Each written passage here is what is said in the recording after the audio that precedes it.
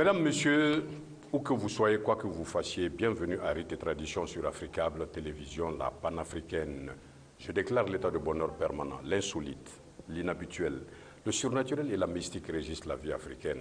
Mais très souvent, ces opinions traduisent une totale méconnaissance ou un mépris souverain du savoir-faire et du savoir-être d'Afrique. Rites et Traditions est une émission qui souhaite tirer des traditions africaines des choses très utiles pour le présent. Car pour l'occidental, ou disons plutôt pour l'homme moderne, tous les phénomènes non encore expliqués par la science tombent irrémédiablement dans le vaste domaine du hasard ou de la fatalité pour ceux qui sont encore croyants. Mais pour le noir africain, rien n'est dû au hasard. Tout a une explication. Il n'y a pas d'effet sans cause, encore moins de cause sans effet.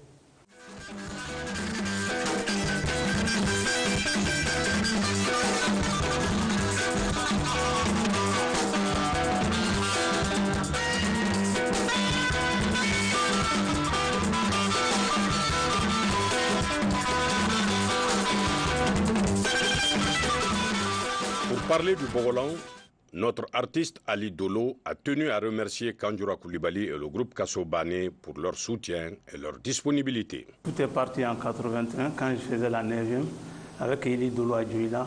Donc j'ai commencé mes premiers pas en Bogolan avec lui. Après mon DF, je suis venu à l'INA. J'ai passé les 4 années. Bon, après l'INA, j'ai fait un peu des expositions un peu partout. Et je me suis retrouvé à la coopérative Diamana après les études. Donc aujourd'hui, je suis directeur de la production de la qualité de la coopérative Diamana. Mais dis donc, c'est artiste, peintre, directeur de production, et comment vous conciliez les deux? Bon, je me dis souvent artiste, peintre libre, parce que le soir après le boulot, je suis un artiste. Dans la journée, je vais au bureau, mais le soir, comme je travaille avec mes garçons et puis j'ai un jeune aussi avec qui je travaille. Donc je donne les consignes par rapport aux traits et autres là. Le soir quand je viens, ensemble on regarde et puis on avance. Donc j'essaie de réconcilier les deux quoi. Donc vous vous organisez quoi. Alors si je comprends bien, vous êtes beaucoup plus Bogolan qu'autre chose. Le Bogolan, que veut dire le Bogolan? Bon, comme son nom l'indique, Bogolan. Bogo, ça c'est l'argile. Lan à partir de. Donc à partir de l'argile. Quels sont les matériaux? Les matériaux, il faut d'abord le tissu, c'est-à-dire la cotonnade. Il faut du bango. Il faut les feuilles du ngalama pour obtenir le jaune. Et il faut les écorces du raisin pour obtenir les différentes gammes de couleurs. Il y a la cendre aussi qui rentre dans la composition. Ça, c'est pour renforcer un peu les couleurs. Avec la potasse aussi pour obtenir le blanc. Donc maintenant, on ajoute pas mal de choses aussi dans les matériaux, comme l'art est universel. Donc chacun ajoute ce qu'il veut. Des fois du tien-tien, des fois beaucoup de choses. C'est un peu ça. Comment vous vous êtes intéressé à cette technique? Pourquoi cette technique spécifique? Bon, parce que peut-être que j'aime un peu la nature. Hein, je viens des falaises. Hein, donc, c'est une technique traditionnelle. Donc, je me suis dit que c'est un truc qu'on peut faire sans débourser beaucoup de sous. Et là, je me suis dit aussi que la cotonnade, si l'on se réfère même à la création, la première cotonnade tissée en étoffe, c'est par les Ashantis au Ghana. Donc, vous voyez un peu, donc c'est un truc un peu africain. Donc, je me suis dit qu'avec la peinture, peut-être c'est à la mode, mais moi, j'aimerais rester dans la tradition pour évoluer. Les origines du Bogolan, ça vient d'où? Bon, la légende que moi, je trouve être la plus proche, c'est l'histoire du chasseur. Il paraîtrait qu'il y a un chasseur qui a tiré sur un gibier un jour, quand il était à la chasse. Donc, sachant bien qu'il a touché le gibier est rentré dans l'herbe.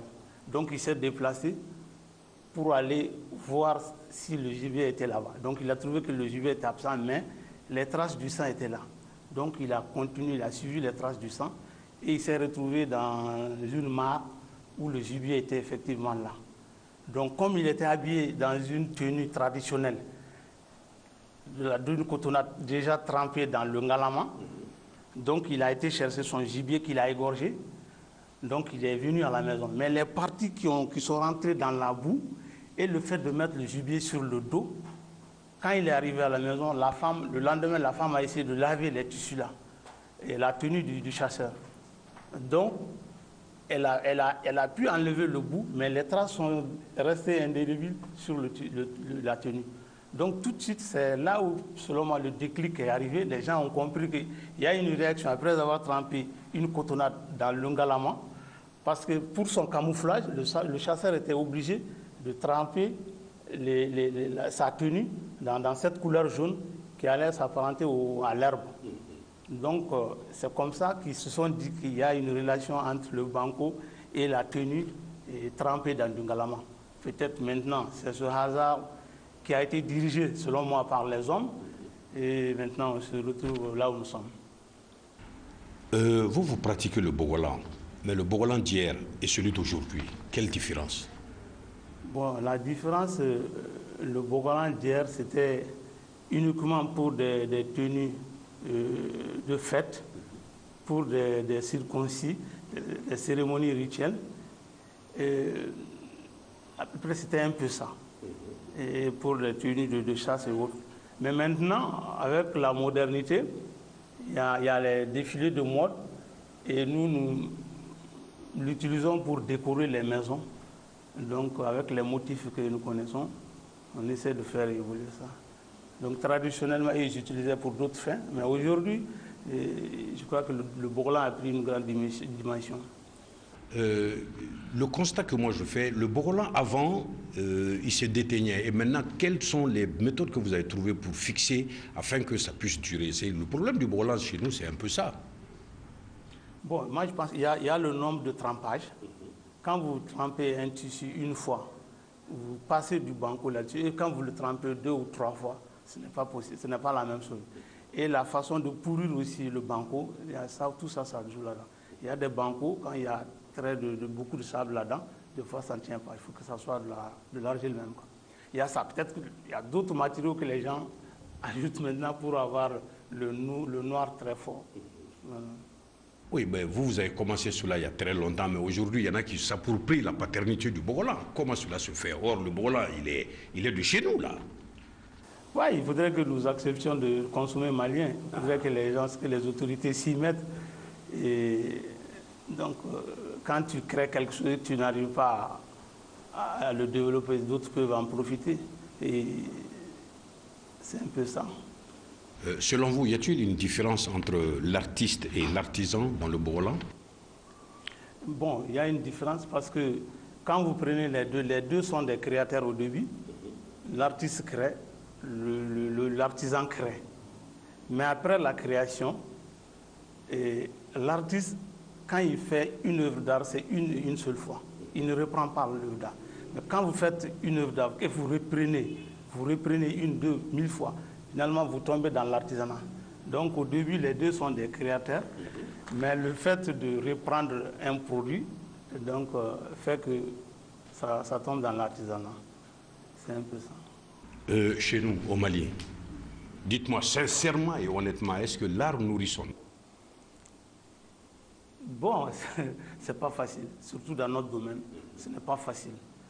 Bon, moi, dans mon cas, j'ai peut-être que je ne vis pas essentiellement de mon art, mais c'est parce que j'ai été artiste, que je suis artiste, que j'ai beaucoup profité. Quand j'étais à la radio, bon, mon souci premier, c'est de transmettre ce que j'ai, de faire véhiculer mes idées, mes sentiments, de décrier la société. Donc, à travers un autre support qui est la radio, je demandais à mes animateurs d'aller dans ce sens, donc je les orientais. Donc peut-être le fait que j'ai été artiste qui a fait qu'aujourd'hui, bon, je remercie le bon Dieu. Donc, mais ce n'est pas facile. Et des fois, l'artiste ne voit même pas le diable à plus forte raison lui tirer la queue. C'est pas facile, parce que c'est pas facile. Vous faites une œuvre tout de suite. Si vous avez la chance de tomber sur un Européen ou quelqu'un qui accepte de mettre de l'argent là-dedans, ça peut marcher. Mais généralement, tu rentres dans nos salons, rarement tu trouveras une œuvre faite par un Malien ou quelque chose. Moi, c'est peut-être que, moi, depuis à bas âge, quand je rentre dans un salon où je vois des tapis et des trucs imprimés par l'Occident ou par les Arabes. Là, je dis, mais qu'est-ce qu'on peut faire pour changer ça? Donc, je passais mon temps, quand j'avais fini les études, je partais, quand je voyais un bâtiment tout neuf seul, je partais voir les gens. Est-ce que vous ne pensez pas qu'on peut mettre quelque chose dans votre salon sur le plan traditionnel? D'autres ont accepté, certains intellectuels même ont accepté, mais la plupart des gens, non, ils disent que non, c'est des photos ou autres là. Donc, c'est pas facile. De quoi avez-vous peur dans la vie? Bon, de Dieu et de tout ce qui me respecte.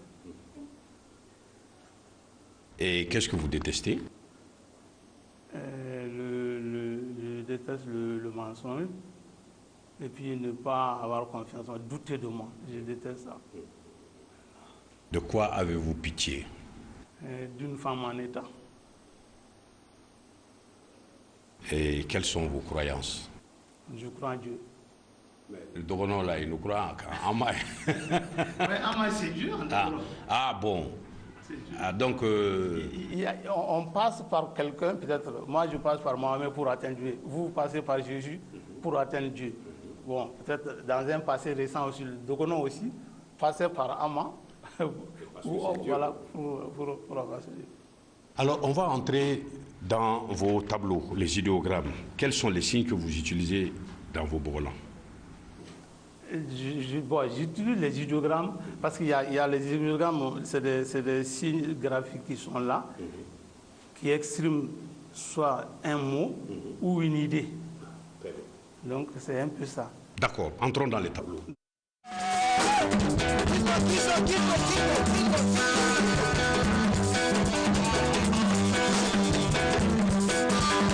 Ce tableau, par exemple, ça c'est un tableau sur la cosmogonie Dogon. Les 4 premiers éléments que Dieu a créés, ça c'est dans la cosmogonie Dogon. Il y a l'air, il y a l'eau, il y a la terre et il y a le feu. Ça c'est les 4 éléments. Vous avez vu, il y a la forme d'une femme au milieu. Et là, comme on le dit, l'homme est constitué de ces 2 éléments, l'eau et la terre. Donc, la femme étant un des laboratoires de Dieu, selon moi, parce que tout se passe à l'intérieur. Donc, les 2 premiers éléments se sont fusionnés pour donner l'être humain. Donc, l'être humain vient à partir de ces 2 éléments. Quand vous prenez au départ l'enfant, le fœtus dans le placenta de sa maman, il vit dans un liquide, le liquide amniotique, et à la mort aussi, l'homme retourne dans la terre. C'est pourquoi j'ai mis les 2 mains. On n'est rien, on vient par les mains, on retourne par les mains. Donc c'est un peu ça. Et quand, sans l'air aussi, il n'y a pas de vie. Et quand l'homme s'éteint aussi avec le feu aussi, avec l'absence de feu aussi, fait qu'il n'y a plus de vie, il n'y a plus la source. Donc c'est un peu ça l'explication de ce tableau. Il y a ce tableau. Là aussi, on est un peu dans les cieux. J'ai pris les 3 éléments. J'ai pris le Dieu, j'ai pris la création, j'ai pris le néant. Donc, il y a un questionnement que j'ai développé à partir de ça.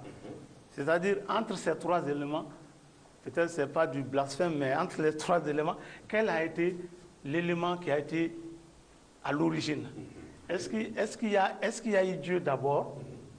Après, il y a eu la création. Après, il y a eu le néant. Ou est-ce qu'il y a eu Dieu d'abord? Après, il n'y avait rien, le néant. Après, il y a eu la création. Ou est-ce qu'il y avait le néant d'abord, où il n'y avait rien? Après, il y a eu la création, par exemple l'homme, qui à son tour a créé Dieu dans la tête. Donc, en me référant sur chaque élément, en mettant chaque élément par devant, en mettant les 2 autres, je me suis retrouvé avec les 3 éléments, je me suis retrouvé avec 6 carreaux.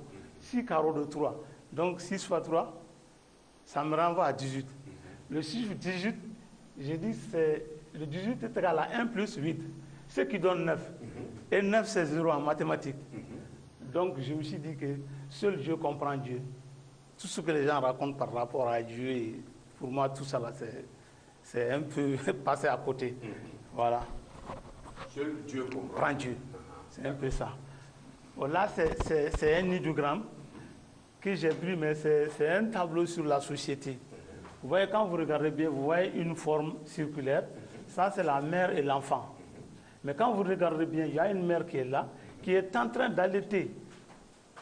On dirait un oiseau, selon toi-même qu'on appelle Waraté. Aujourd'hui, quand nous voyons notre société, les enfants sont un peu, sinon très mal élevés. Et là, la femme, elle est là, sur le dos du mari, qui supporte malgré tout, parce qu'il est le premier responsable de la maison. Mais pour montrer que le fardeau est très lourd, vous voyez, son chapeau est en train de tomber. Donc, c'est un peu ça. Mais derrière tout ça, les deux, et la femme et le mari, doivent se mettre ensemble pour au moins la bonne marche de la famille.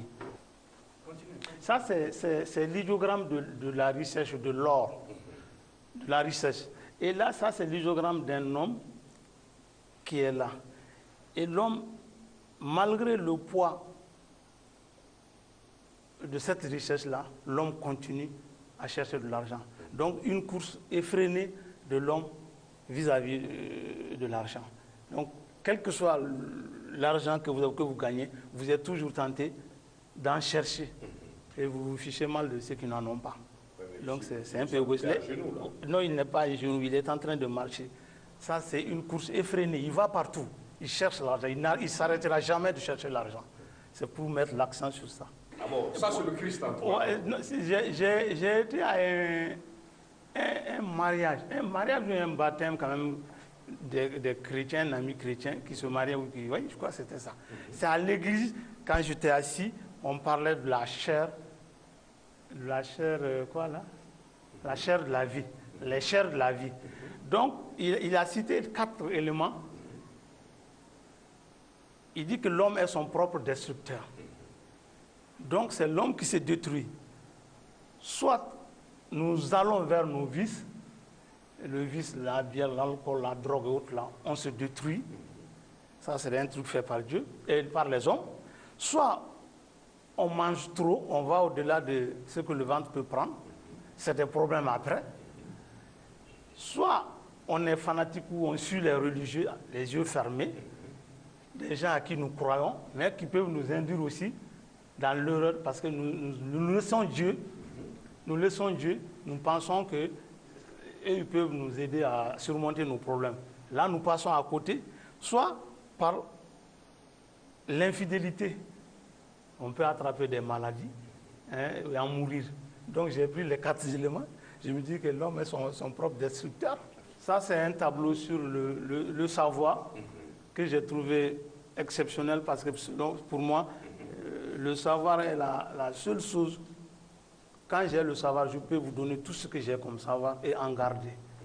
Vous pouvez tout donner, mais gardez aussi le savoir. Donc ça, c'est l'idiogramme du savoir. Vous voyez le bout.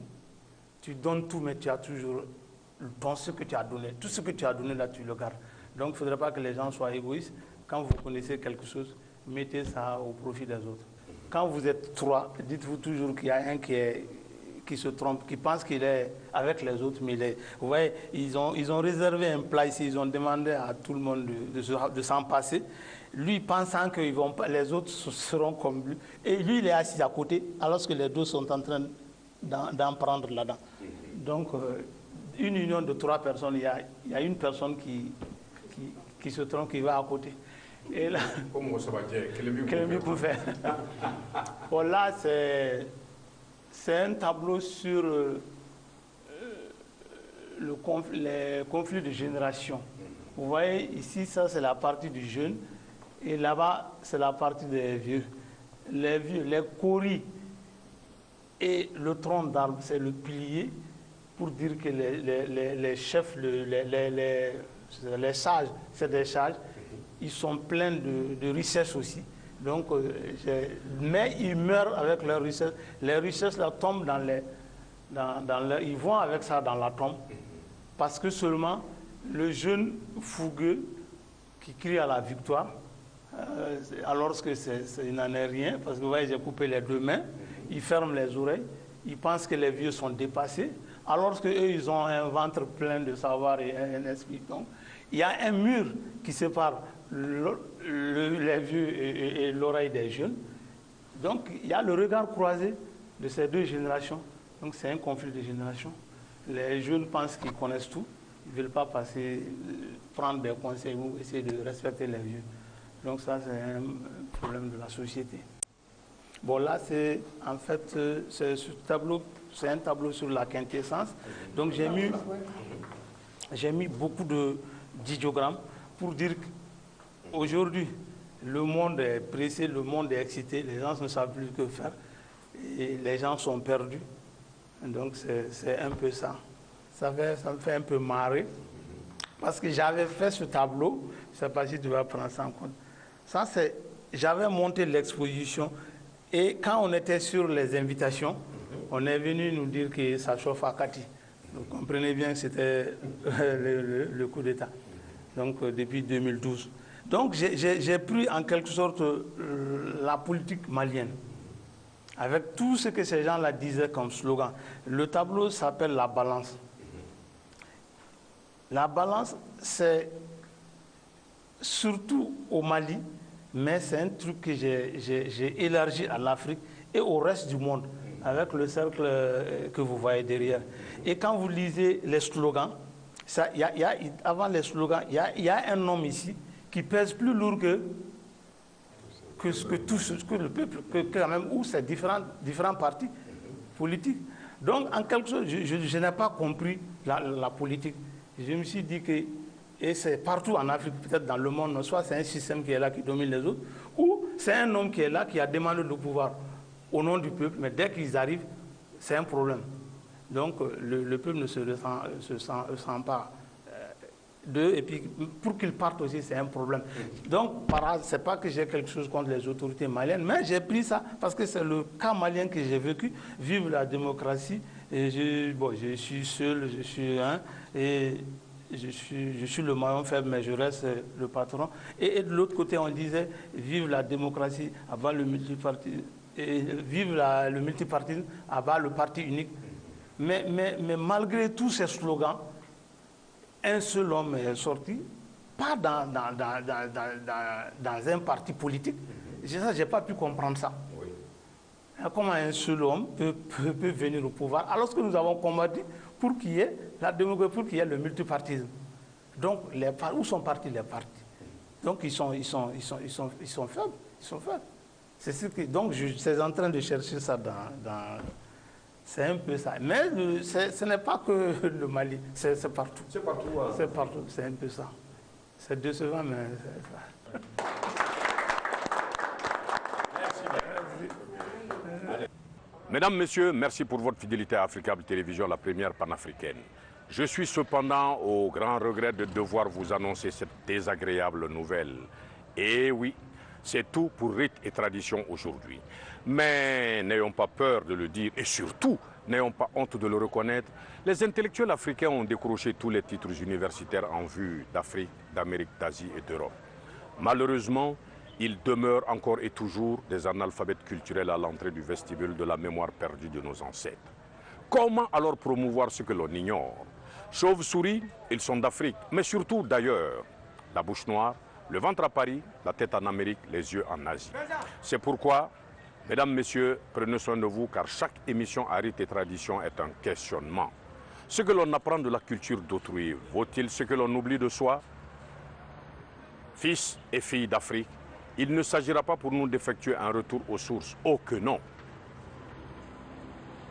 Il nous appartiendra d'examiner l'état de notre conscience afin de faire recours à nos traditions, car il ne saurait y avoir de développement économique, social et politique sans un rayonnement culturel adéquat. Convaincu que nul ne viendra construire l'Afrique à la place des Africains, que la force culturelle soit avec vous. Ciao, à la joie de vous retrouver la semaine prochaine et que votre semaine soit merveilleuse sur Africable Télévision.